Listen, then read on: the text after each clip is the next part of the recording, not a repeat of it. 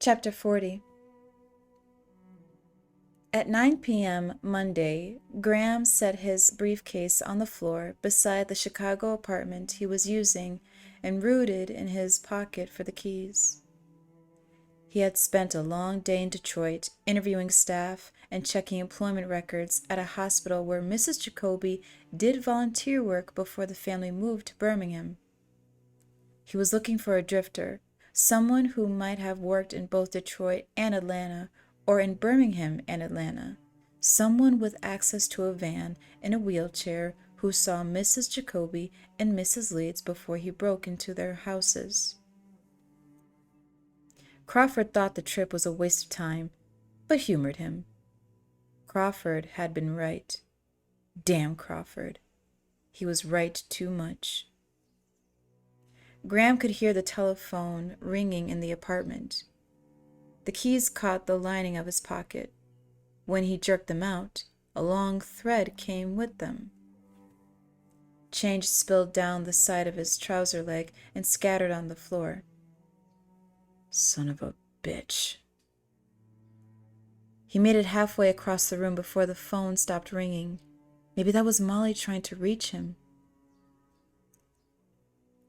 He called her in Oregon. Willie's grandfather answered the telephone with his mouth full. It was supper time in Oregon. Just ask Molly to call me when she's finished, Graham told him. He was in the shower with shampoo in his eyes when the telephone rang again.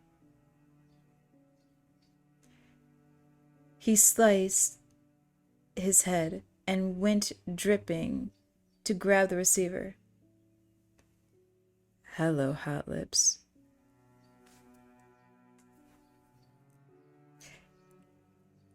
You silver-tongued devil. This is Brian Metcalf in Birmingham.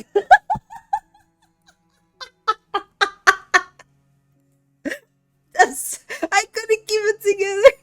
I thought it was too funny. I'm sorry. I thought that was hilarious.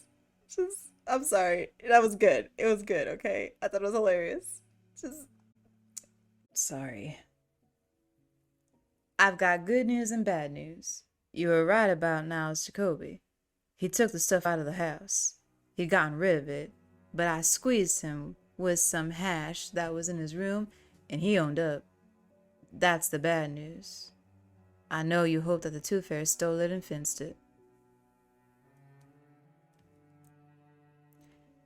The good news is there's some film. I don't have it yet. Niles says there are 2 reels stuffed under the seat of his car. You still want it, right? Sure I do. Well, his intimate friend Randy is using the car, and we haven't caught up with him yet. But it won't be long.